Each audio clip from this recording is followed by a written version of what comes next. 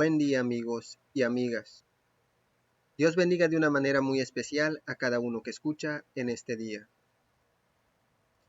En este día vamos a continuar con nuestro estudio en el libro de Apocalipsis.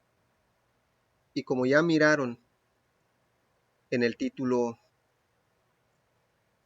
este día nos vamos a centrar en el capítulo 14 del Apocalipsis, el mensaje de los tres ángeles. Y vamos a iniciar inmediatamente. Apocalipsis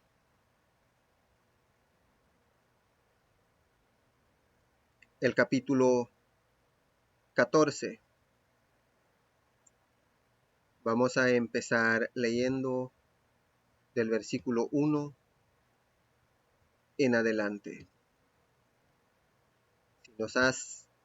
Si has iniciado a acompañarnos, por favor, no te vayas, porque es de suma importancia conocer el mensaje que Dios tiene en este día, tanto para mi vida como para la tuya también. Pues la salvación de Dios no es solo para mí, sino para todo aquel que quiera aceptarlo. Nos dice del versículo 1 hasta el versículo 5. Después miré y vi que el Cordero estaba de pie sobre el monte de Sión, y con él 144,000 que tenían el nombre de él y el de su Padre escrito en la frente. Oí una voz del cielo, como el estruendo de muchas aguas, y como el sonido de gran trueno.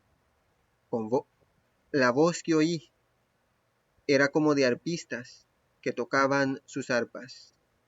Cantaban un cántico nuevo delante del trono y delante de los 4 seres vivientes y de los ancianos. Nadie podía aprender el cántico, sino aquellos 144,000 que fueron redimidos de entre los de la tierra. Estos son los que no se han contaminado con mujeres, pues son vírgenes. Son los que siguen al Cordero por donde quiera que va. Estos fueron redimidos de entre los hombres como primicias para Dios y para el Cordero. En sus bocas no fue hallada mentira, pues son sin mancha delante del trono. Entonces dice la palabra de Dios. Después miré y vi que el Cordero estaba de pie sobre el monte de Sión, y con él 144,000, y que tenían el nombre de él y el de su Padre escritos en su frente. O sea, a estas personas a quien Juan mira, tienen el nombre de Cristo visibles en ellos, en sus frentes, y también el nombre de nuestro Padre Celestial. Sin duda, el Cordero se refiere a nuestro Señor Jesús. Los 144,000 aparecen con el Cordero sobre el monte de Sión para indicar su triunfo sobre la bestia y su imagen. Juan los había visto pasar poco antes por una prueba sumamente severa, aislados socialmente y condenados como merecedores de la pena de muerte. Pero en su hora más oscura fueron librados y ahora están con el Cordero, librados eternamente de los conflictos de la tierra. Así es que nadie puede prepararse para estar delante de nuestro Señor Jesús en forma triunfante si no es por la motivación de la palabra de Dios. En el capítulo 13 estudiamos sobre lo que fue la bestia y luego la imagen de la bestia. O sea, una imagen y luego una bestia, o la bestia que lleva a la imagen. El pueblo de Dios tiene que pasar por todo ese tiempo difícil, por todo ese tiempo de prueba, de angustia, de aflicción. Pero el fin de estas personas será encontrarse frente a frente, cara a cara con el Todopoderoso y con el Redentor, sin experimentar la muerte. En cuanto a los 144,000, ya lo hemos estudiado en el capítulo 7 de este mismo libro del Apocalipsis. Pero dice que ellos llevan el nombre del Cordero, llevan el nombre de nuestro Señor Jesús y de su Padre. En el Apocalipsis 7:3 se dice que los 144,000 son sellados en sus frentes. Y ya vemos que el sello en la frente de ellos es el nombre de nuestro Padre Celestial y de nuestro Redentor Jesús. Por lo tanto, hay una estrecha relación entre el sello y el nombre divino. En esta visión de Juan, el sello evidentemente tenía el nombre del Padre y del Hijo. En los sellos antiguos se grababa el nombre de la persona, lo que les daba validez. O sea, ¿quién eres? No era necesario hacer esa pregunta, porque antiguamente, literalmente, las personas eran marcadas con el nombre de sus dueños. Por eso, los nombres aplicados a los 144,000 representan, primero, el dueño. Los 144,000 pertenecen a Dios. Y luego, el carácter. Los 144,000 reflejan plenamente la imagen de Jesús. O sea, como dice el apóstol Juan en una de sus cartas, el que dice amar a Dios y no guarda sus mandamientos es un mentiroso. Y por eso, estos 144,000 demuestran que pertenecen a Dios, porque guardan los mandamientos de Dios y viven por fe en Jesús y con la fe de Jesús. O sea, no solo es la fe en Jesús, sino también la fe. No solo es la fe en Jesús, sino también la fe de Jesús. Nos sigue diciendo el versículo 2. Una voz del cielo, como el estruendo de muchas aguas, y como el sonido de un gran trueno. La voz que oí era como de arpistas que tocaban sus arpas. Escuchó una voz del cielo el profeta. Un sonido. Algunos creen que estos teñidores de arpas y cantores no son los 144,000, sino los ángeles, cuyo mensaje solo pueden entender los 144,000. Sin embargo, a continuación en el capítulo 3, en el versículo 3 de este mismo capítulo,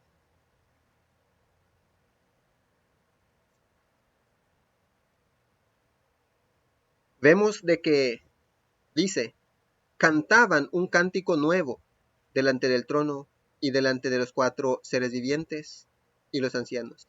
Nadie podía aprender el cántico, sino aquellos 144,000 que fueron redimidos de entre los de la tierra.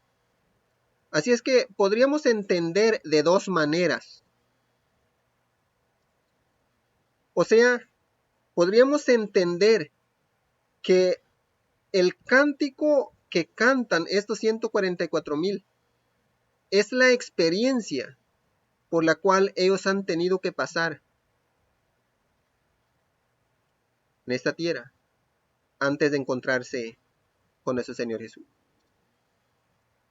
Pero también podríamos entender que es un cántico que realmente se canta delante de la presencia de Dios.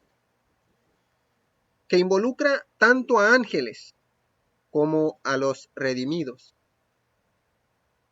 que forman ese grupo de 144,000. Y ya estudiamos este tema en el Apocalipsis 7. Así es que no vamos a entrar en detalles de los 144,000, sino que si queda alguna duda, pueden ir y estudiar el capítulo, nuestro tema del capítulo 7, para entender un poco más sobre esto. Dice que la voz se escuchaba como estruendos de muchas aguas o truenos. El trueno se relaciona aquí, como en otros pasajes, con la presencia divina, como en Salmos 29 o Apocalipsis 4:5 o Apocalipsis 6:1. Dice que en el versículo 3 cantaban este cántico nuevo delante del trono y delante de los 4 seres vivientes y los ancianos. Pero nadie podía aprender, o sea, ese cántico, nadie podía aprenderlo ni cantarlo, sino estos 144,000. Cantaban o cantan. La reflexión del verbo está en presente para darle más dramatismo. El trono ya se ha presentado en Apocalipsis 4:2 delante de los 4 seres vivientes. De igual manera, hemos estudiado ese tema en el capítulo 4. Nadie podía aprender ese canto. Esta experiencia es de naturaleza tan personal que solo los que han pasado por ella pueden apreciar su significado. Para ellos, el canto es un resumen preciosísimo y abarcante de las vicisitudes por las cuales han pasado en las etapas finales de conflicto entre el bien y el mal. Fueron redimidos, comprar o adquirir. La palabra redimidos en griego agorazo, que tiene como significado comprar, adquirir o redimir. Fueron ellos redimidos de entre la tierra como primicias para Dios. Estos son, en el versículo 4, los que no se han contaminado con mujeres, pues son vírgenes. Son los que siguen al Cordero por donde quiera que va. Esos fueron redimidos de entre los hombres como primicias para Dios y para el Cordero. No se contaminaron. La palabra griega para contaminar es moluno y tiene como significado contaminar, manchar, ensuciar, como la conciencia o como la conciencia en 1 Corintios 8:7 o los vestidos en Apocalipsis 3:4. Se refiere figuradamente sin duda a la contaminación debido a las relaciones ilícitas. El tiempo del verbo en griego puede ser significativo, pues fija la acción en un momento específico. Sin duda, en el tiempo cuando la unión de los elementos religiosos, simbolizados por mujeres aquí en el Apocalipsis, ejerza toda la presión posible sobre los santos para que renuncien a su fidelidad a Dios y sus mandamientos y se unan a la organización apóstata, como en Apocalipsis 16:14, 17:2 o 17:6. Cualquiera concesión hubiera significado una contaminación, pero ahora, de pie victoriosamente sobre el monte de Sión, se alaba a los santos por su fidelidad. No se contaminaron con mujeres. En las Escrituras a menudo se usa la figura de una mujer para representar a una iglesia. Una mujer pura simboliza a la iglesia verdadera y una mujer inmoral a la iglesia apóstata, como en Apocalipsis 12:1 o Apocalipsis 17:1 al 5. La iglesia de Roma y varias iglesias apóstatas que siguen sus pisadas son simbolizadas con una mujer impura y sus hijas. El profeta se refiere sin duda a estas iglesias. Los santos son llamados vírgenes, o porque se han mantenido apartados de Babilonia, o porque ya no tienen nada que ver con ella. Se negaron a tener relación alguna con Babilonia y sus hijas, en el tiempo cuando éstas se convirtieron en los instrumentos de Satanás en su esfuerzo final por extirpar a los santos de Dios. No se contaminaron participando en esa alianza vituperable de elementos reunidos por Satanás, aunque quizá alguna vez pertenecieron a alguno de los diversos grupos que ahora están unidos. Así es que hay muchas personas que se halagan, se exaltan a ellos mismos diciendo, porque tú perteneciste a alguno de esos grupos de Babilonia, o sea que significa confusión. Tú no perteneces a los 144,000. En primer lugar, ya hemos estudiado en el capítulo 7 que estos 144,000 son personas que se van a encontrar vivas con nuestro Señor Jesús. Nunca van a morir. Entonces, estas personas, ya que cuando una persona es bautizada en el nombre del Padre, del Hijo y del Espíritu Santo, o en el nombre de nuestro Señor Jesús, esa persona es limpiada completamente delante de la presencia de Dios. Ya no hay pecados en él. Para Dios nunca existieron.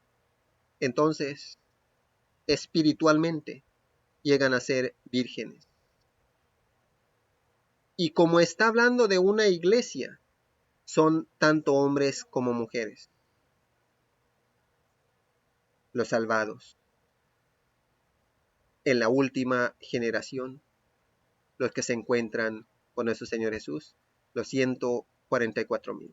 Así es que si tú eres de las personas que andabas diciendo, porque tú saliste de otra denominación, porque tú saliste de algún grupo que no obedecían los mandamientos de Dios tal y como están escritos en la palabra de Dios, tú no vas a formar parte de los 144,000.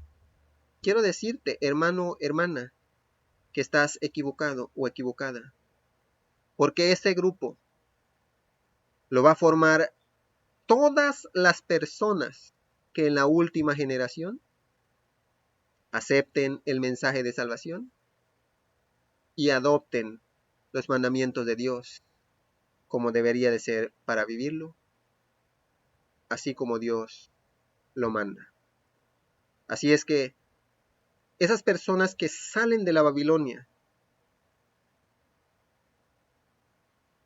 ciertamente, si se encuentran vivos con nuestro Señor Jesús, o cuando vengan su segunda venida, ciertamente forman parte de los 144,000. Eso no lo sé yo, eso no lo sabes tú, hermano, hermana, pero Dios sí lo sabe. Así es que este no es tema de discusión, no es tema para entrar en controversia. Simplemente hay que esperar con fidelidad a Dios.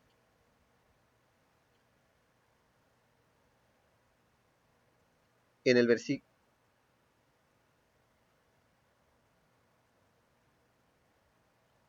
son primicias, primeros frutos de la raíz del verbo aparajomai, empezar, especialmente iniciar el sacrificio, ofrecer primicias. Los antiguos israelitas ofrecían las primicias al Señor en forma personal, como prueba Deuteronomio 26 del 1 al 11, y también nacional, en Levítico 23:10 y 23:17. Dar las primicias era un reconocimiento de la bondad de Dios al proporcionar la cosecha. La ofrenda nacional también tenía un significado simbólico en 1 Corintios 15:20. El término primicias, aplicado a los 144,000, puede entenderse en dos formas. Uno, que son la primera entrega o adelanto de la gran cosecha. O sea, ellos se van a encontrar con Dios vivos y luego Dios resucitará a todos los que descansaron en su salvación, en fidelidad a Él. Los 144,000 son los vencedores en el gran conflicto con la bestia y su imagen. Han sido librados de esta lucha y están a salvo delante del trono de Dios. Habiendo sido trasladados de la tierra de entre los vivos, son contados por primicias para Cristo y para el Cordero. El segundo, que sencillamente significa un presente o una ofrenda, o sea, esas personas son una ofrenda para Dios, una ofrenda agradable, de grato aroma. Paraj es en la LXX, traducción bíblica. La traducción más frecuente del hebreo terumaj, contribución o ofrenda. En Éxodo 25, del 2 al 3, terumaj es la contribución de los hijos de Israel para la construcción del santuario. Terumaj describe con frecuencia una ofrenda. Inscripciones antiguas muestran que paraj se usaba comúnmente para describir un presente para una diosa, sin referencia al templo. Cuando paraj es la traducción del terumaj, tampoco hay referencia al templo. Por lo tanto, los 144,000 pueden considerarse como las primicias, ya sea en el sentido de que son parte de una cosecha mayor o de ser una ofrenda o presente para Dios. En el versículo 5 dice, en sus bocas no fue hallada mentira, pues son sin mancha delante del trono. O sea, desde el día que aceptaron la salvación de Dios, todo lo que antes una vez corrompió sus corazones, sea voluntariamente o sea equivocados o bajo engaño, pero en el momento que decidieron vivir para Dios, jamás volvieron a contaminarse, ni siquiera con una pequeña mancha. Y estos son los que siguen al Cordero por donde quiera que va. En sus bocas no fue hallado mentira, pues son sin mancha delante del trono. Así es que, hermano, hermana que estás escuchando, cuando nosotros llegamos a presentar nuestra vida a nuestro Señor Jesús, desde el momento en que lo hacemos, debemos hacerlo pensando que es una ofrenda que le estamos ofreciendo. Por lo tanto, una ofrenda para Dios tiene que ser de lo mejor que tenga uno al alcance. Y lo mejor es nuestro ser completo, ofrecido a Dios. De esa manera, si en realidad, como son nuestros cálculos, que nosotros somos la última generación, dichosos nosotros, porque así nos vamos a encontrar vivos con nuestro Señor Jesús y seremos de estas primicias. Seremos los de esta experiencia que nunca pasaron por la muerte en este mundo. Seguimos leyendo del versículo 6 y 7. En medio del cielo vi volar otro ángel que tenía el evangelio eterno para predicarlo a los habitantes de la tierra, a toda nación, tribu, lengua y pueblo. Decía a gran voz, temed a Dios y dadle gloria, porque la hora de su juicio ha llegado. Adorad a aquel que hizo el cielo y la tierra, el mar y todas las fuentes de las aguas. Nos sigue diciendo la palabra de Dios. O sea, nos sigue instando, nos sigue motivando a prepararnos, quien sea que seas que estás escuchando. la motivación a prepararte, a prepararnos juntos, es para cada uno. En medio del cielo vi volar, dice el profeta, otro ángel que tenía el evangelio eterno para predicarlo a los habitantes de la tierra, a toda nación, tribu, lengua y pueblo. En manera simbólica, el profeta en este ángel mira a todas las personas que no solo aceptan la verdad de Dios, sino que lo han aceptado para vivirlo y predican esa verdad de Dios. Predican los mandamientos de Dios y la fe de Jesús.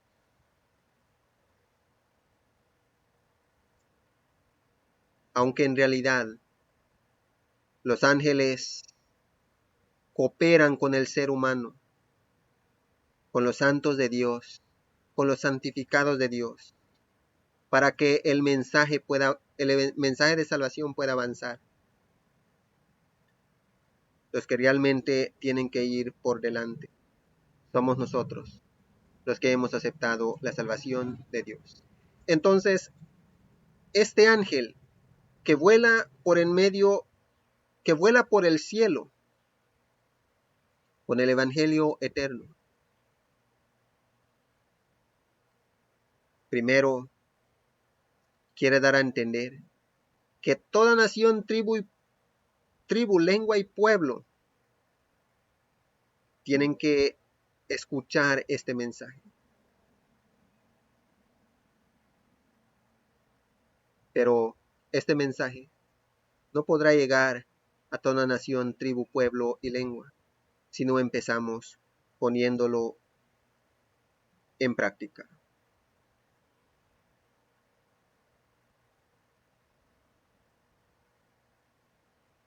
Los acontecimientos representados en esta visión preceden cronológicamente a los que Juan ha descrito en los Apocalipsis 14, del 1 al 5. En el versículo 7 dice: decía a gran voz, o sea, este es el mensaje que se proclama: temed a Dios y dadle gloria, porque la hora de su juicio ha llegado. Adorad a aquel que hizo el cielo y la tierra, el mar y las fuentes de las aguas. Los mensajes del primero y del tercer ángel se proclaman a gran voz, a gritos.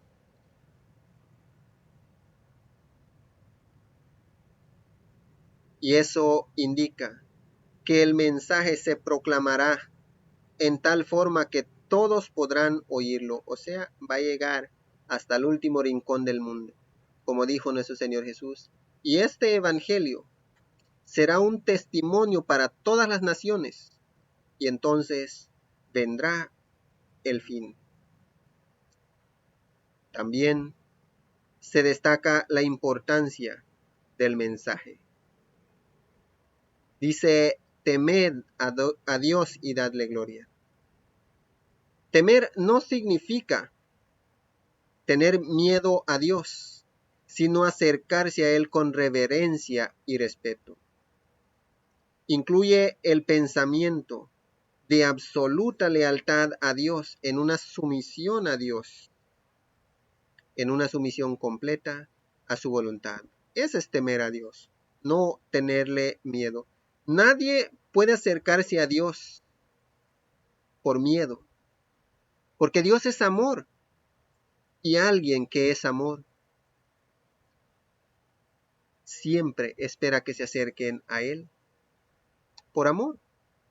Y el amor de nosotros hacia Dios es nuestra reverencia delante de su presencia, nuestra sumisión a su voluntad, nuestra decisión a vivir completamente para Él, olvidando lo que un día fue nuestra voluntad. Ese es temer a Dios en este lenguaje simbólico. El mensaje de temer a Dios es especialmente oportuno en el periodo representado por la predicación de este ángel, porque los hombres se han entregado a la adoración de los dioses del materialismo y el poder y muchos otros que han inventado.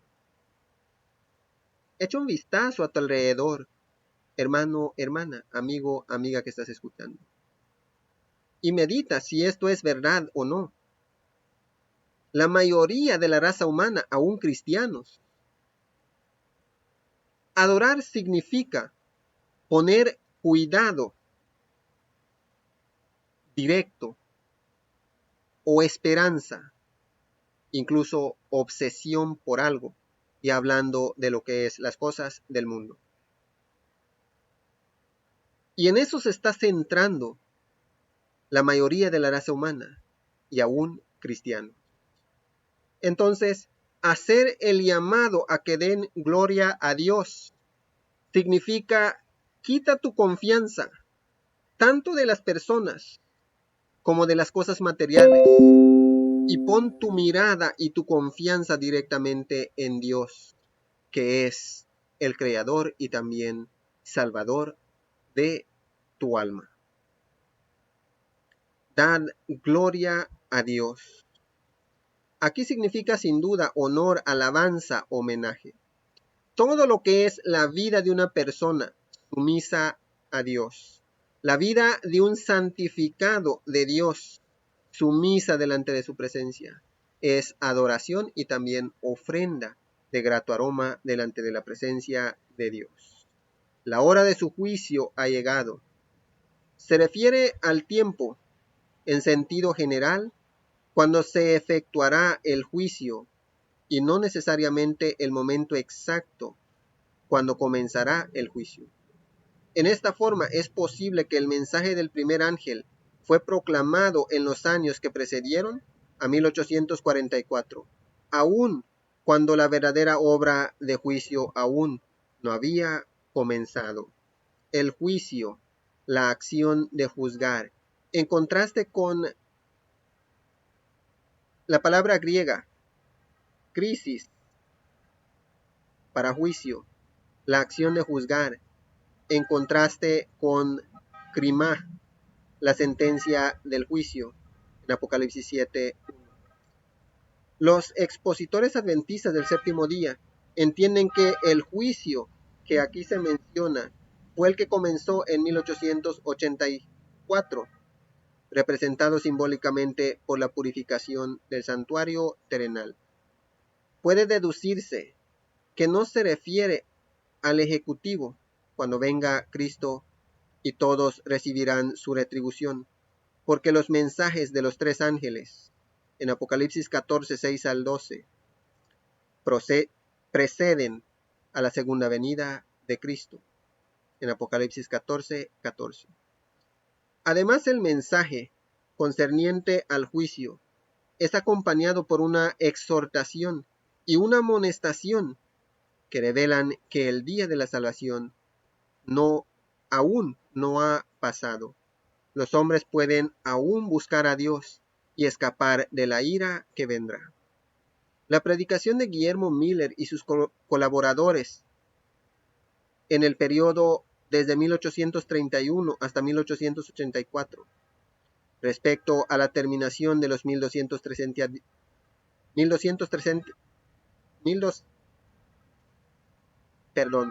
2300 días en 1844, puede considerarse históricamente como el comienzo de la predicación del mensaje del primer ángel.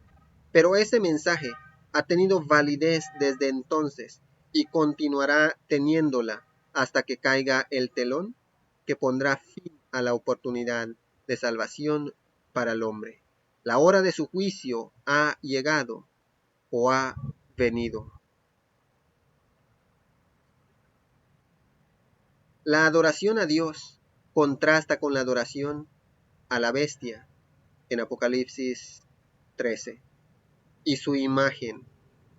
En la crisis que pronto vendrá, los habitantes de la tierra tendrán que escoger, como lo hicieron los tres fieles hebreos de la antigüedad en Daniel 3.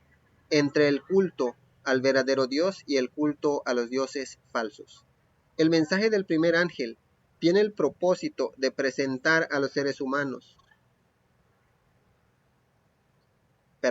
tiene el propósito de preparar a los seres humanos para que hagan la debida elección y permanezcan firmes en el tiempo de la crisis. Dice que la adoración debe ser directamente hacia el Creador,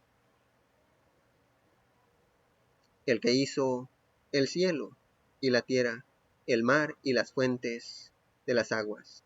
El Creador del universo es el verdadero y único objeto de adoración. Ningún hombre ni ningún ángel es digno de adoración.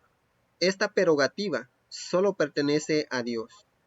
El poder de crear es uno de los rasgos distintivos del verdadero Dios en contraste con los dioses falsos.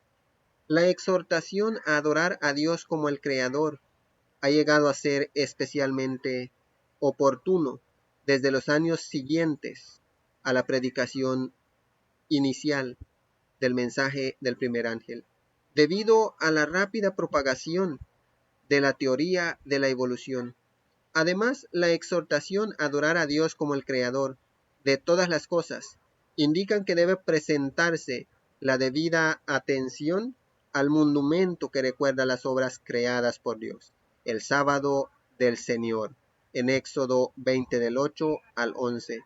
Si el sábado hubiese sido guardado como era el propósito de Dios, hubiera servido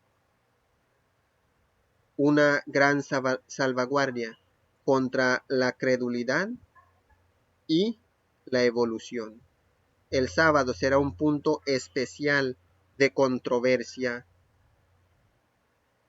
en la crisis final.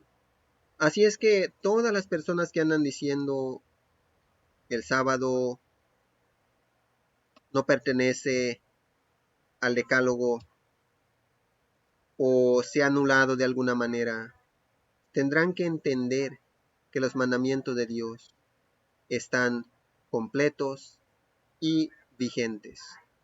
Así es que tenemos que aceptarlo de esa manera y vivirlo. Porque el cuarto mandamiento, que es el sábado, apunta a Dios, a nuestro Padre Celestial, como el Creador de los cielos, de la tierra, las fuentes de las aguas y todo lo contenido tanto en esta tierra como también en los cielos. Así es que la palabra de Dios nos exhorta a guardar sus mandamientos y que no desechemos el mandamiento que lo hace ver a Él como el Creador, que es el día séptimo de la semana, el día sábado.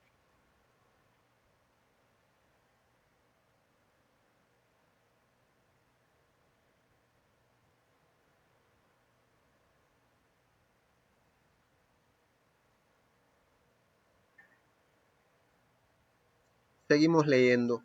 En el versículo 8 dice: otro ángel lo siguió diciendo: ha caído, Babilonia, la gran ciudad, porque ha hecho beber a todas las naciones del vino del furor de su fornicación.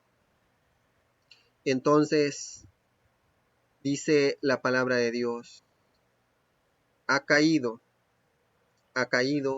la gran Babilonia.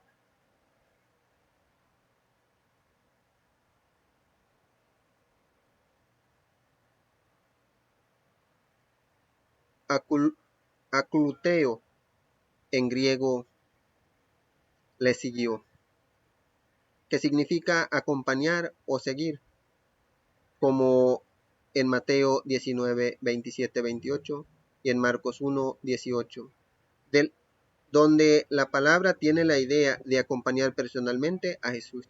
Parece tener ambos significados en este versículo.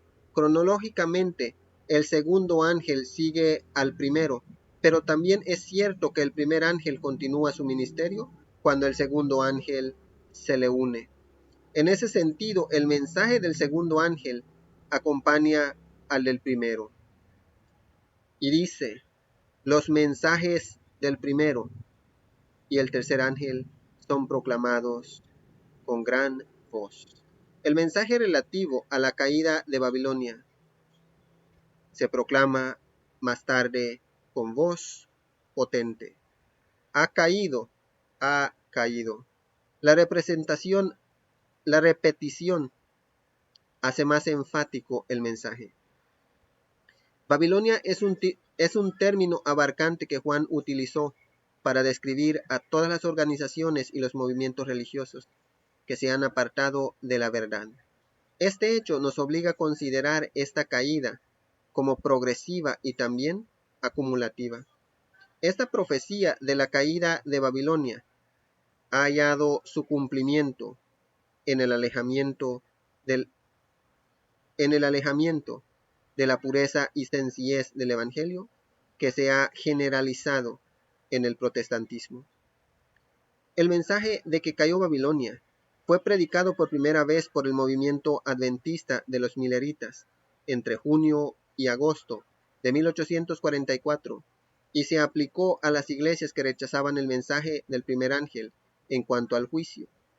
Este mensaje tendrá una creciente aplicación a medida de que se acerque el fin, o sea, tiempos que creemos que estamos viviendo, y se cumplirá plenamente con la unión de diversos elementos religiosos bajo la dirección de Satanás. El mensaje de Apocalipsis 18, 2-4, que vamos a estudiar más adelante, anuncia la caída completa de Babilonia y exhorta al pueblo de Dios que aún están esparcidos en las diversas organizaciones religiosas que componen a Babilonia, a separarse de ella. ¿Quién es Babilonia? Babilonia, la antigua ciudad llamada Babilonia, hallada en ruinas y desolación en los días de Juan, como predijo Isaías, como dice Isaías 13:19. Como sucede con muchos otros términos y expresiones de Apocalipsis, la importancia de este nombre puede entenderse mejor si se considera el papel histórico que desempeñó en los tiempos del Antiguo Testamento. Especialmente identifica el nombre en forma figurada, o sea, Apocalipsis 17:5. Especialmente identifica el nombre en forma figurada. A según Babilonia, Bab-Ilú, Babel o Babilonia. Significa en el idioma babilónico puerta de los dioses, pero los hebreos despectivamente lo asociaban con Baal, palabra que en su idioma significaba confusión. Los gobernantes de Babilonia sin duda llamaron a su ciudad puerta de los dioses, porque deseaban considerarlo como el lugar en donde los dioses se relacionaban con los hombres para dirigir los asuntos de la tierra. Por lo tanto, este nombre parece haber reflejado la pretensión de los reyes babilónicos de que había sido comisionado para gobernar el mundo por mandato divino, según los babilonios. Babilonia fue fundada por Nimrod, como dice Génesis 10:10, 11 del 1 y continúa del 11:1 al 9. La ciudad fue desde el principio emblema de incredulidad en cuanto al verdadero Dios y desafió su voluntad, y su suerte fue un monumento de su plan maestro para obtener el control de la raza humana. Así como Dios se proponía actuar por medio de Jerusalén. Por esta razón, durante los tiempos del Antiguo Testamento, las dos ciudades simbolizaron respectivamente las fuerzas del mal y del bien que obraban en el mundo. O sea, Jerusalén representa las obras del bien y Babilonia las obras del mal. Ahora ya Jerusalén ya viene siendo como israelitas espirituales.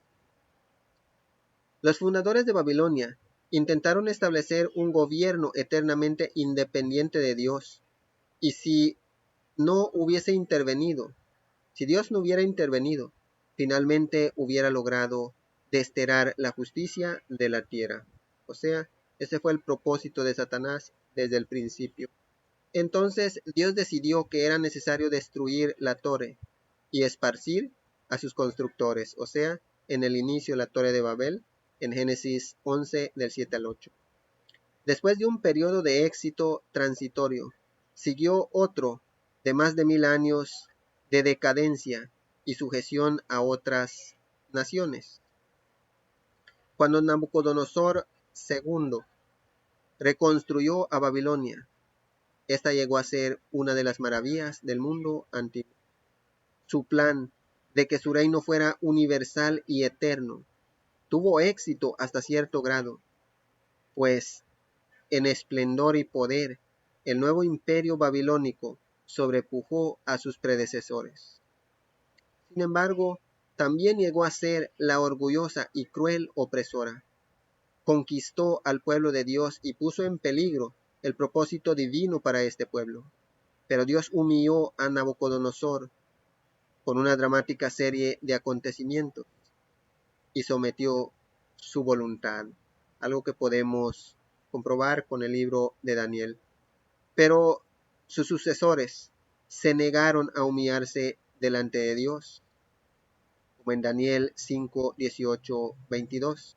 Y finalmente Babilonia fue pesada en la balanza del cielo y hallada falta, y el reino fue roto por el decreto del vigilante divino, en Daniel 5, 26, 28. Babilonia fue durante cierto tiempo la capital del imperio persa, pero fue destruida por Jerjes. A través de los siglos, la ciudad gradualmente fue perdiendo su esplendor e importancia hasta que a fin del siglo I después de Cristo, virtualmente dejó de existir, como fue predicho por los profetas, como Isaías, Jeremías y también Ezequiel.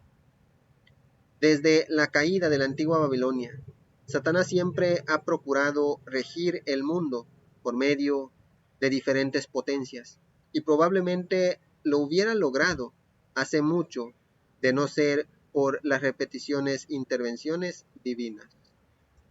Su tentativa más audaz y que casi logró completo éxito fue hecha sin duda por medio del papado, especialmente durante la Edad Media,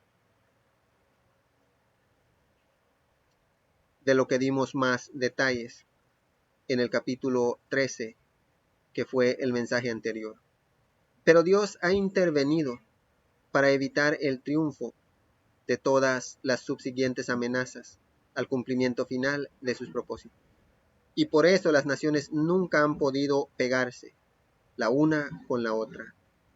El mal contiene el germen de la división, pero cerca del fin del tiempo se permitirá que Satanás logre una unión que por un corto periodo parecerá ser su completo éxito. A fin del siglo I después de Cristo, los cristianos ya se referían a la ciudad y al imperio romano con el nombre críptico de Babilonia, como en Primera de Pedro 5:13. En ese tiempo, la ciudad de Babilonia, una vez esplendorosa, yacía en ruinas casi totalmente. Era un lugar deshabitado, un verdadero símbolo de la suerte que le espera a la Babilonia espiritual o a la Babilonia simbólica de los últimos días. Los judíos sufrieron intensamente bajo la mano despiadada de Roma, así como habían sufrido bajo Babilonia, y los cristianos también sufrieron repetidas persecuciones a manos de Roma. Por esto, tanto para los judíos como para los cristianos, el nombre Babilonia llegó a ser un término apropiado y acusador para describir a la Roma imperial. El nombre Babilonia aparece con frecuencia como una clave en los primeros siglos del cristianismo, en la literatura judía y cristiana. para referirse a la ciudad de Roma y al Imperio Romano. Por ejemplo, el libro 5 de los oráculos sibilinos, una obra judía pseudoepigráfica que data de alrededor del 125 después de Cristo.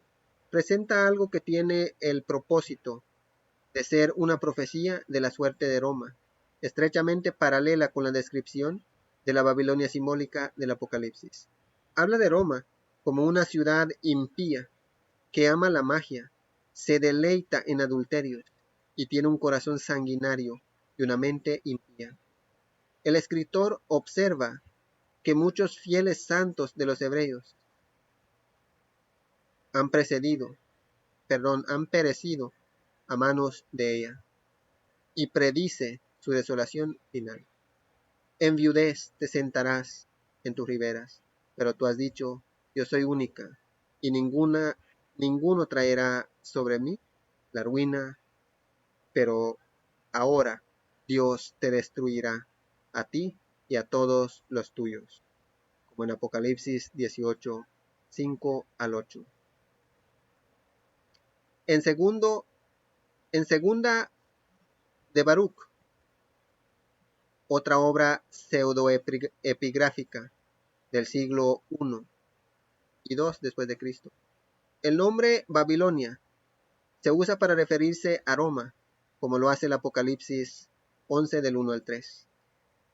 Y el escritor del Midrash Rabbah judío, en el comentario de Son 1.6, dice, el lugar de Roma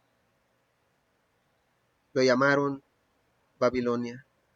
Tertuliano, que vivió a fines del siglo II, declara específicamente que el término Babilonia se refiere en el Apocalipsis a la ciudad capital de la Roma imperial. Por lo tanto, Babilonia ha sido reconocida literal y simbólicamente desde hace mucho como la enemiga tradicional de la verdad y del pueblo de Dios. Babilonia, como se usa en el Apocalipsis, simboliza desde la antigüedad hasta el fin del tiempo a todas las organizaciones religiosas apóstatas y a sus caudillos. Una comparación de los muchos pasajes del Antiguo Testamento, donde se exponen detalladamente los pecados y la suerte de Babilonia literal, demuestra cuán apropiada es la aplicación figurada de este nombre. Un examen de estos y otros pasajes revela también la importancia de un estudio cabal del Antiguo Testamento respecto a la Babilonia literal, como un marco histórico para comprender la importancia de los pasajes del Nuevo Testamento que se refieren a la Babilonia simbólica. O sea, si no conoces o no tienes ese deseo de conocer a la Babilonia simbólica, a la Babilonia literal que fue, jamás vas a poder identificar a la Babilonia simbólica, que es la que estamos estudiando y a la que hay que enfrentar. Es la gran ciudad. El adjetivo grande se aplica a Babilonia en todo el libro del Apocalipsis. 16, 9, 17, 5, 17, 18, 18, 2, 18, 10 y 18, 21. Que ha hecho beber a todas las naciones del vino del furor de su fornicación. Símbolo que describe la aceptación de las falsas enseñanzas y la política de Babilonia. Ha hecho beber a todas las naciones. Sugiere que se emplea la fuerza. Elementos religiosos presionarán al Estado para que éste ponga sus decretos por la fuerza. Ya hemos estudiado sobre eso en el Apocalipsis 13. Todas las naciones es una descripción de los alcances universales de la apostasía, la situación de las leyes de Dios por leyes humanas y la sanción de decretos religiosos de parte del Estado llegará a ser general, o sea, todo el mundo lo experimentará. dio a beber del vino del furor. Esta figura tal vez proviene de Jeremías 25:15, donde se le ordenó a este profeta: toma la copa del vino de este furor y da a beber de él a todas las naciones. Al ofrecer su vino a las diversas naciones, Babilonia no tiene el propósito de causar furor, pues ella afirma que el beber de su vino traerá paz a las naciones. Sin embargo, beber de él traerá sobre las naciones la ira de Dios. O sea, el furor de la bebida de las prácticas según religiosas apóstatas atraerán la ira de Dios sobre Babilonia para destrucción. Algunos sugieren que la palabra que se traduce furor, en griego tumos, debe traducirse pasión. El pasaje entonces podría traducirse: ella ha hecho beber a todas las naciones del vino de su inmoralidad apasionada. De cierto, eso es lo que está escrito en la Nueva Versión Internacional. Lo pueden leer ahí. Pero en otros pasajes del Apocalipsis, tumos parece tener el significado de ira y furor. Y es probable que aquí también deba adoptarse este significado. La fornicación simboliza la relación ilícita entre la iglesia y el mundo, o entre la iglesia y el Estado. La iglesia debe estar casada con su Señor, pero cuando busca el apoyo del Estado, abandona a su legítimo esposo y mediante su nueva relación comete fornicación espiritual. O sea, a eso se refiere la palabra de Dios cuando en esta profecía habla de lo que es la fornicación. La fornicación es espiritual. Así es que no hay que confundirnos en eso, ya que el lenguaje es simbólico. Nos sigue diciendo del versículo 9 al 11. Y un tercer ángel lo siguió diciendo a gran voz: si alguno adora a la bestia y a su imagen, y recibe la marca en su frente o en su mano, él también beberá del vino de la ira de Dios, que ha sido vaciada puro en el cáliz de su ira, y será atormentado con fuego y azufre delante de los santos ángeles y del Cordero. El humo de su tormento sube por los siglos de los siglos. No tienen reposo de día ni de noche los que adoran a la bestia y a su imagen, ni nadie que recibe la marca de su nombre.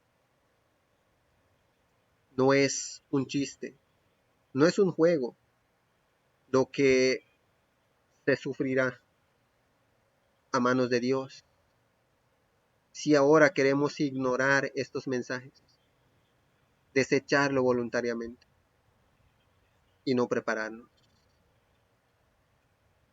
Porque la bestia y su sello se aproximan.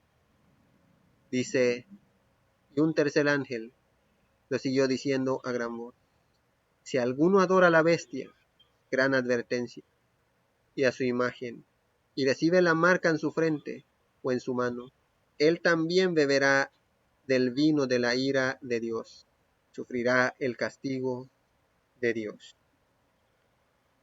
La bestia. La segunda bestia ordena que los hombres adoren a la primera bestia. Debe notarse que esta amonestación tendrá aplicación después que se haya curado la herida de muerte, que ahora todavía no estamos viviendo ese tiempo, pero muy pronto será, y se forme la imagen de la bestia. Y la marca de la bestia llegue a ser un asunto de capital importancia. El mensaje del tercer ángel, como se predica actualmente, es una advertencia en cuanto a los conflictos que están por llegar, una advertencia que hará entender a todos los hombres lo que está comprometido en la lucha que ha comenzado y que los capacitará para hacer una elección inteligente. La imagen, la conjunción y identifica a los adoradores de la bestia con los de la imagen. O sea, es la misma adoración dirigida hacia tanto a la imagen como a la bestia, que vienen de parte o dirigen o actúan de parte de Satanás. Una conjunción adicional identifica a estos adoradores con los que reciben la marca. La bestia y la imagen se unen en sus propósitos y prácticas y en su éxito de que los hombres reciban la marca de la bestia. Por lo tanto, el que adore a la bestia también adora a la imagen de la bestia y llevará su señal, o sea, su marca, pero también el castigo de Dios. Sigue diciendo, el vino de la ira, o sea, beberán, se les dará a tomar del vino de la ira de Dios. Vino de la ira. Los que beben del vino del furor de la fornicación de Babilonia, también beberán del vino de la ira de Dios. O sea, ninguno se quedará sin castigo. La amonestación es evidente. Nadie tiene por qué entenderla mal. El verbo griego de vaciado significa mezclar, especialmente vino con agua, o verter vino en la copa.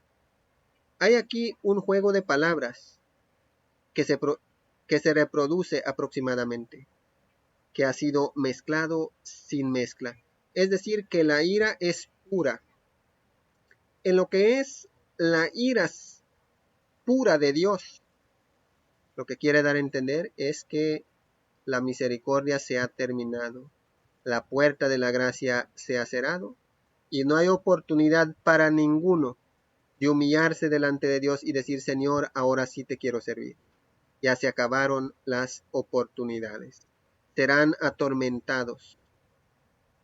Las últimas 7 plagas caerán sobre los adoradores de la bestia, y lo vamos a estudiar más adelante.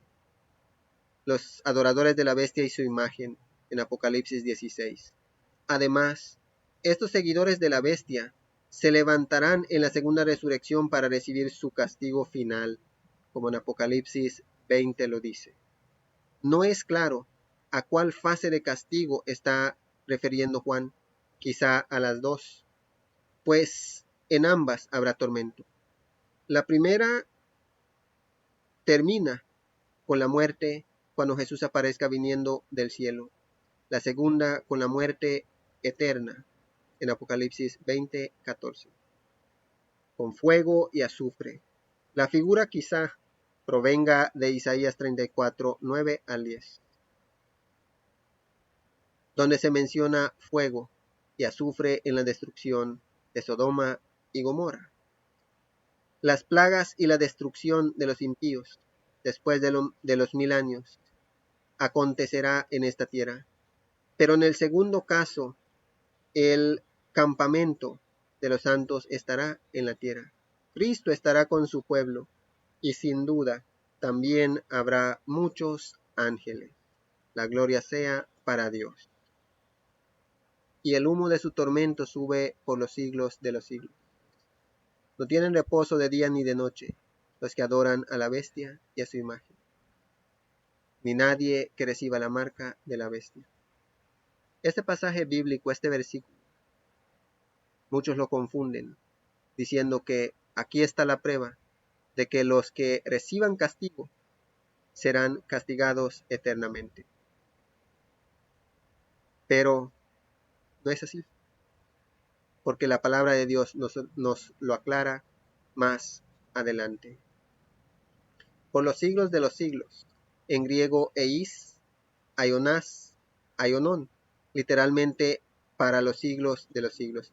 Esta expresión puede compararse con la frase eis ton Aioná, literalmente para el siglo, por lo general traducida para siempre, o con la frase eis teus Aionás, literalmente para los siglos, también por la común traducción para siempre, o con el adjetivo ainos, literalmente que dura por los siglos, traducido muchas veces como eterno, como en Mateo 18:8 y otras citas bíblicas. Ainos, eis ton aioná y eis teus aionás no indican necesariamente una existencia eterna, pero alguno podrá preguntarse, ¿estas expresiones no significan a veces perpetuidad? Y sí, es así.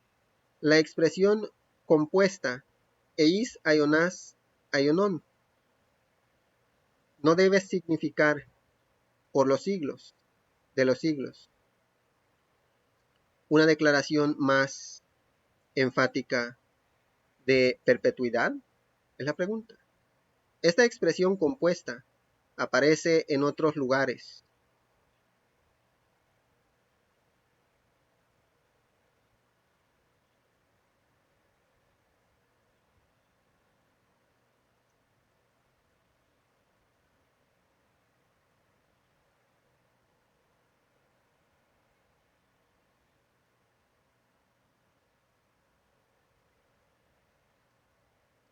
Como eis, teus o taionás ton aionon, literalmente para los siglos de los siglos.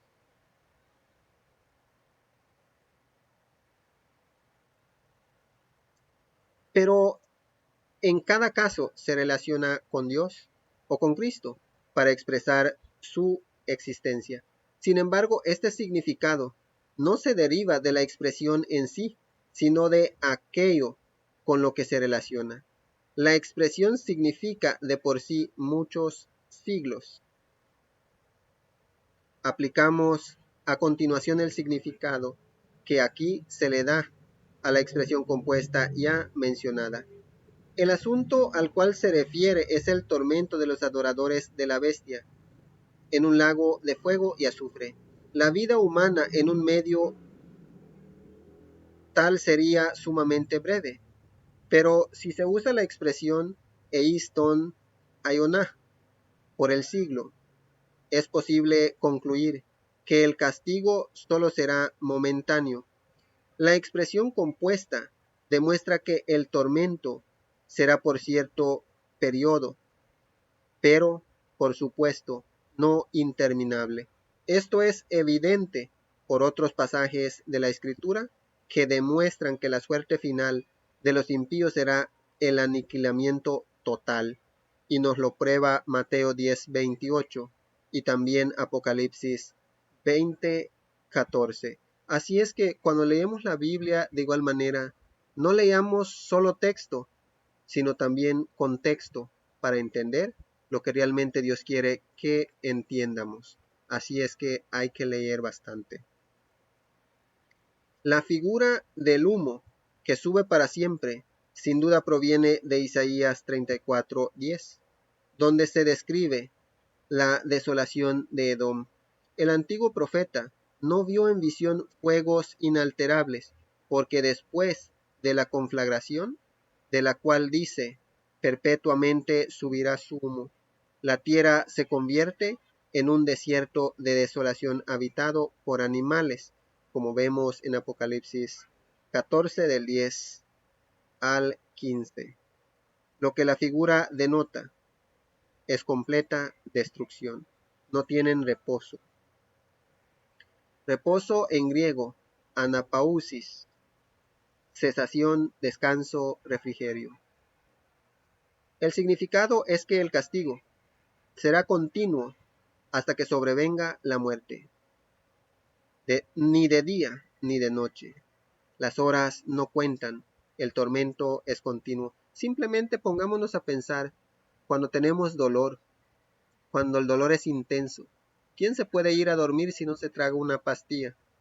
Algún sedante por ahí para poder descansar. Y este tormento será peor que simplemente un dolor. Pero es solo a los que adoran a la bestia y su imagen.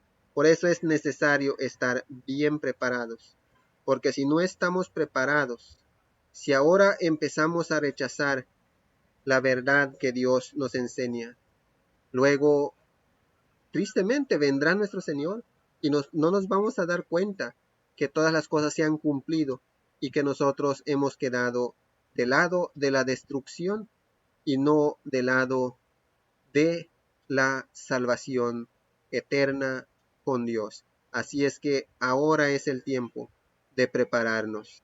Seguimos leyendo.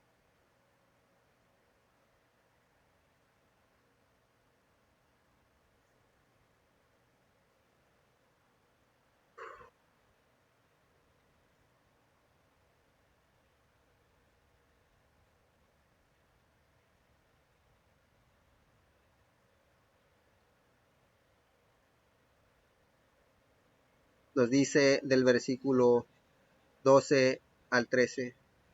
Aquí está la perseverancia de los santos, los que guardan los mandamientos de Dios y la fe de Jesús. Y oí una voz que me decía desde el cielo, escribe bienaventurados los que de aquí en adelante, perdón, bienaventurados los que de aquí en adelante, bienaventurados de aquí en adelante, los muertos que mueren en el Señor. Sí, dice el Espíritu, descansarán de sus trabajos, porque sus obras con ellos les siguen. Entonces, cuando nos encontremos en tiempos como este, confortémonos con esta palabra que Dios nos dice. Aquí está la perseverancia de los santos, o la paciencia, como dicen otras versiones. Y esos son los que guardan los mandamientos de Dios y la fe de Jesús. En griego, paciencia se lee upumón. La traducción es perseverancia o aguante. Sería aquí más adecuada, o sea, resistencia, aguante. Aquí está la perseverancia de los santos. El contexto llama la atención a la intensa lucha contra la bestia y su imagen. Se hará todo esfuerzo posible para obligar a que el remanente se una con el movimiento promovido por la segunda bestia. Incluso será amenazado con aislamiento y muerte, como dice Apocalipsis 13 del 11 al 17. Satanás obrará al mismo tiempo con todo engaño de iniquidad, como en Tesalonicenses 2:10 lo describe, o Mateo 20:24, para hacer que parezca que el poder de Dios se manifiesta en ese momento. Pero en medio de todo perseverará hasta el fin el fiel remanente y mantendrá su integridad. Su firmeza a toda prueba merece una alabanza como el que se ha descrito. Los que guardan los mandamientos de Dios. Esta declaración es muy significativa por el contexto en que se halla. El mundo cautivado por los engaños de Satanás se inclinará delante de la bestia y su imagen y cumplirá sus dictados y decretos.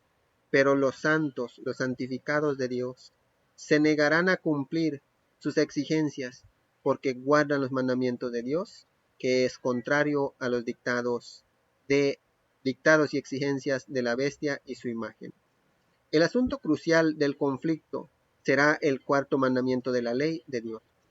Los cristianos concuerdan en términos generales en cuanto al carácter obligatorio de los otros 9 mandamientos, pero a principios de la era cristiana se comenzó a poner a un lado el sábado, séptimo día de la semana, y a sustituirlo por la observancia del primer día de la semana como día de culto.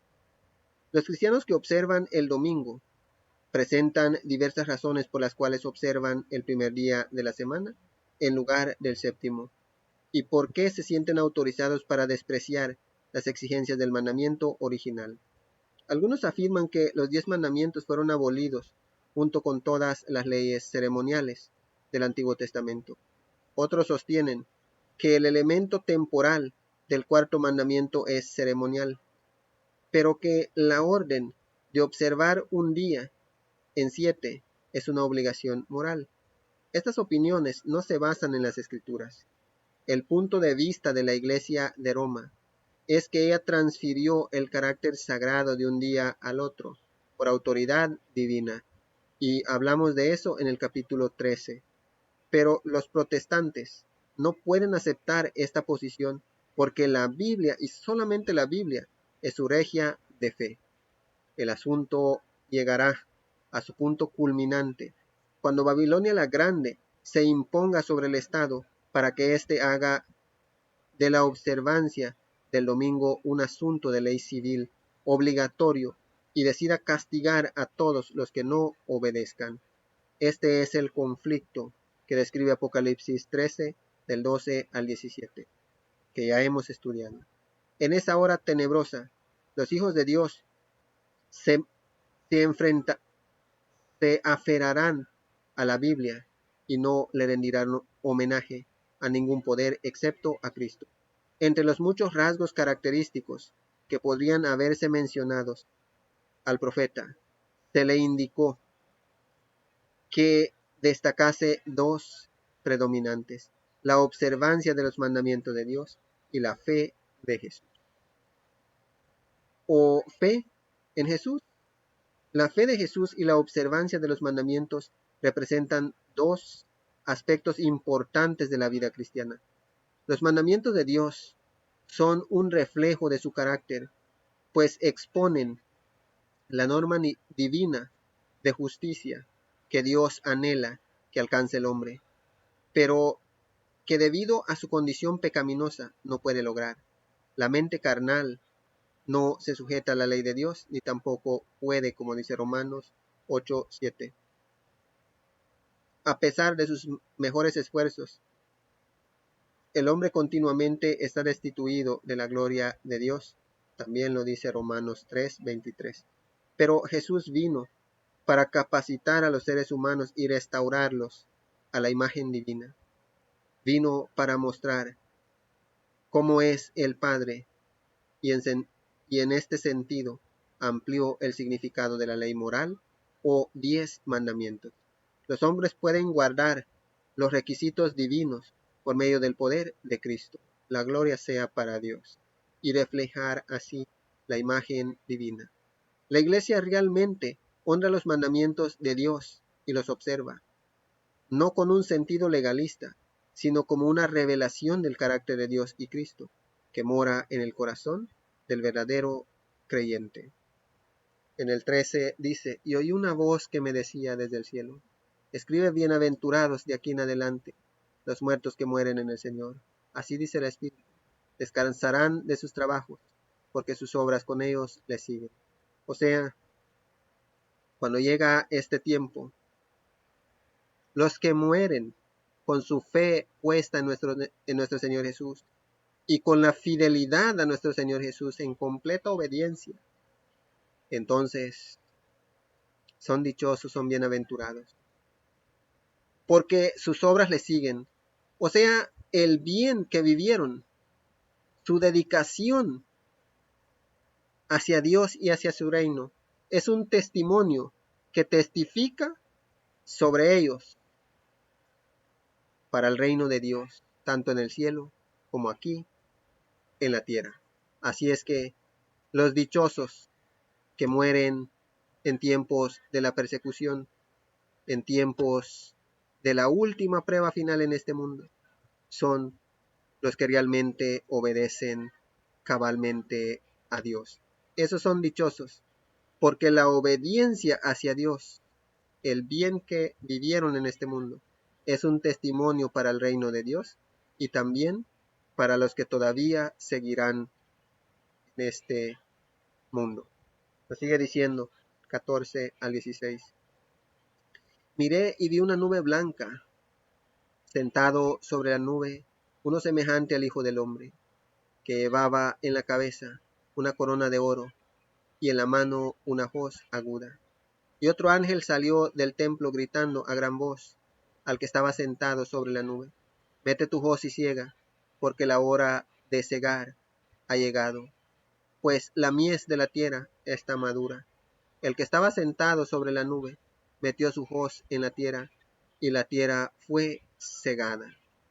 Entonces dice la palabra de Dios que hasta aquí,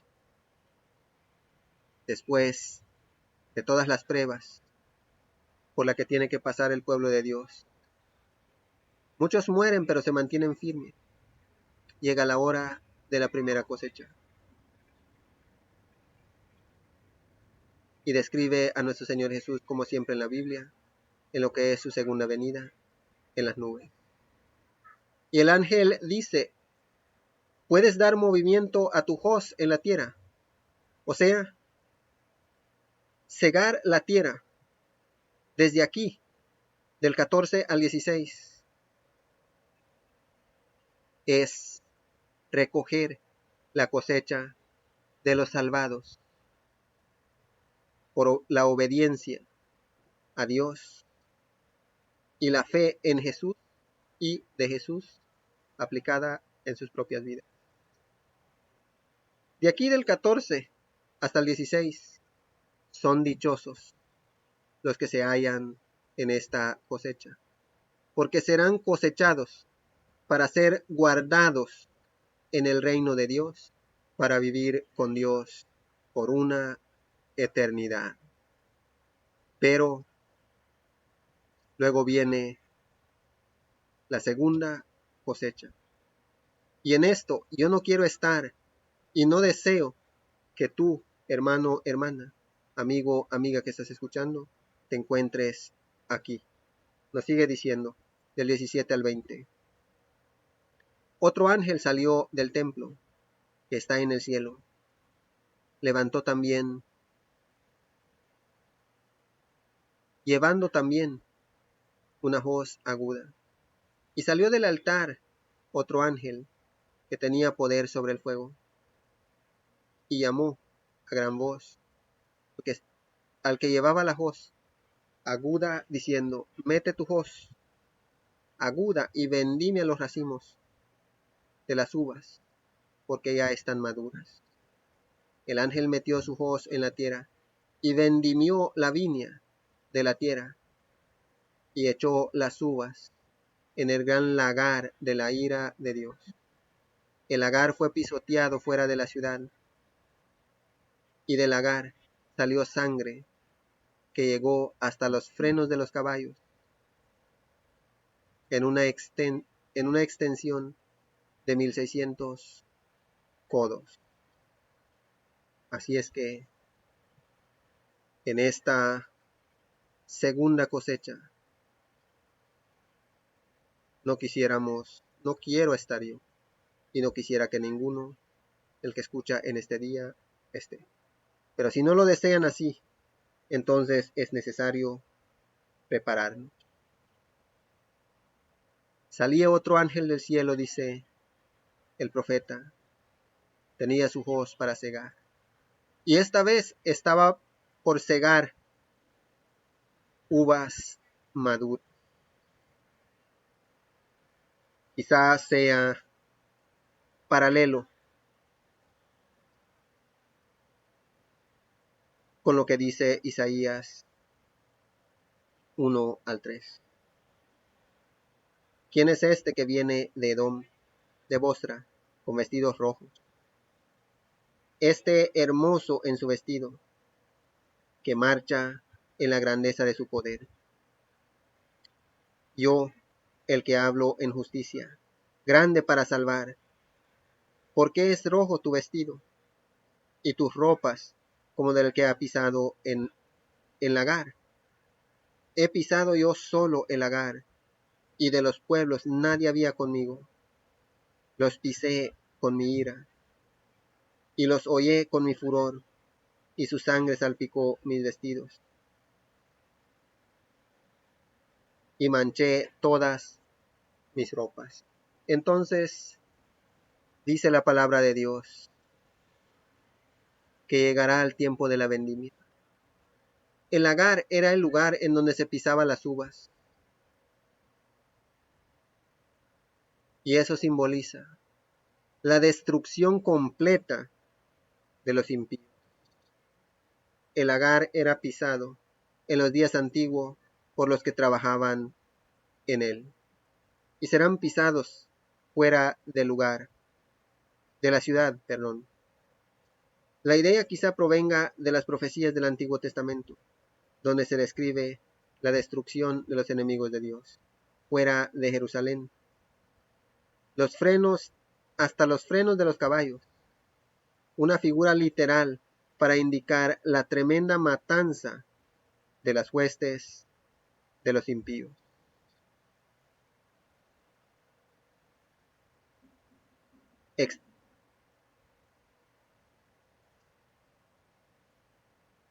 Y del lagar salió sangre que llegó hasta los frenos de los caballos, en una extensión de 1600 estadios.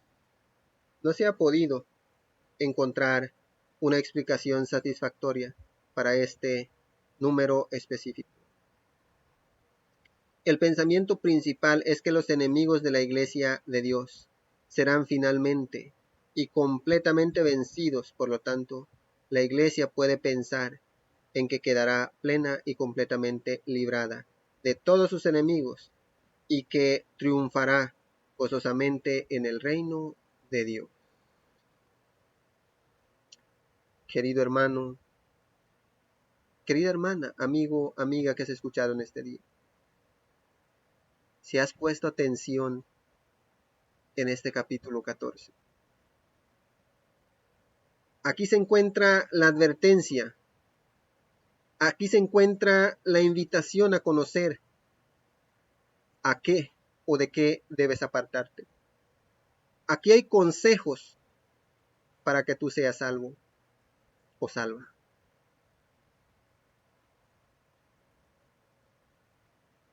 Aquí, en este capítulo, con este tema y este mensaje, te invito. Si eres cristiano o cristiana y has vivido pensando que algún mandamiento de Dios ha sido anulado, especialmente el sábado que muchos dicen que ha sido anulado, el Señor nos invita a adorar al Creador. Y la señal más clara que hay un Creador es el séptimo día de la semana. El que apartó el Señor lo santificó y lo bendijo. En el Génesis capítulo 2, del versículo 1. Y que en el Éxodo 20, del versículo 8 al 11, le manda a su pueblo a recordarse del mandato que Dios ya les había dado. Y hoy nos dice, adora al Creador, al que hizo los cielos y la tierra, las fuentes de las aguas y todo su contenido. A Él adoren. El sábado testifica que tenemos un Creador. No lo olvides. Eres libre de elegir de parte de Dios lo que tú quieras hacer. Pero eso no te hará inocente el día de juicio. Es verdad que el tiempo del sello de la bestia no es ahora todavía, pero ya está pronto en llegar a probar a la raza humana, especialmente a los que dicen ser cristianos. Ahora ya habrás entendido qué significa el sello de la bestia, el sello de Dios, los 144,000, tu salvación y tu eternidad con Dios, pero también la destrucción de los impíos. Espero en Dios que este mensaje sea de bendición para cada uno que ha escuchado en este día. Que el amor, la gracia, la paz y la misericordia sea con cada uno que ha escuchado en este día en el nombre de nuestro Señor Jesús. Les deseamos un feliz día y gracias por su tiempo.